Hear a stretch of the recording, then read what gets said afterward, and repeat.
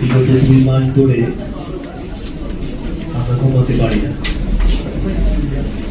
আমরা সার্বক্ষণিক আল্লাহর দিকে তাকায় আছি। এই দেশে মানুষ এত থাকা সত্ত্বেও আমাদের পাশে কি কেউ নেই? আমরা ভাবি পাবো না। আপনাদের সাংবাদিক কাছে আমাদের এই ধরনের প্রশ্ন আছে।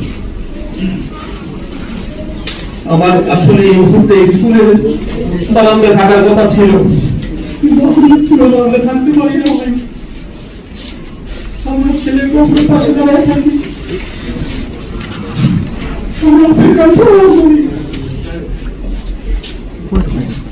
ওদের পাশে সংখ্যা বসে আসে না।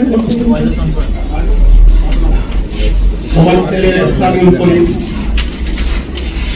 প্রথম দিন এই ঘটনাটা ঘটে আছে, ওই দিন আমি দিনের ভিতরে তাকে সকালে স্কুলে দিয়ে আসি। ঠিক ছুটি হওয়ার 5 মিনিট থেকে 10 মিনিট আগে আমি ওখানে পৌঁছাই। তো আমি দেখতেছি ওই দিন 10 মিনিট লেট হচ্ছে, তারপরও গেটে দাঁড়ায় আছি। এক্সট্রিম মশার কয়েল প্ল্যান্ট ফাইবার দিয়ে তৈরি, তাই সহজে ভাঙে না, সুগন্ধিযুক্ত ও নিরবিচ্ছিন্নভাবে জ্বলে। ডেঙ্গু, চিকুনগুনিয়া বাহি সহ যে কোনো মশার বিরুদ্ধে দেয় এক্সট্রিম সুরক্ষা। তো আমি দেখতেছি যে আমার ছেলেটা তো এসে আমার ঠিক 5-7 অ্যাঙ্গেল এসে দাঁড়াইছে, দাঁড়ায় কিছু করতেও পারেনি, অমনি বিমানটা বিধ্বস্ত হয়। পরে ওর লুটে পড়ে বিছানে।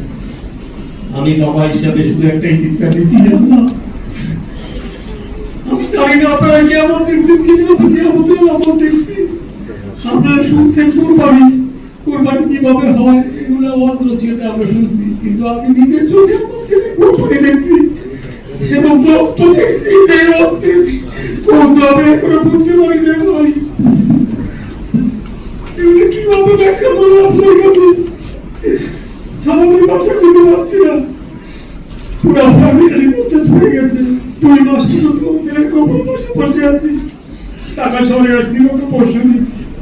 এসে কি করবো, কোথায় যাবো কিছুই বুঝতে পারতেছি না। আমাদের মনে কোনো কিছু সাথ দেয় না। এই দুনিয়াতে আমরা চলন্ত লাশ হিসেবে বেঁচে আছি। এই পরিস্থিতি যদি আমাদের পাশে আপনারা না দাঁড়ান, কারা দাঁড়াবে? আপনাদের মানবতার কাছে আমাদের এই প্রশ্ন।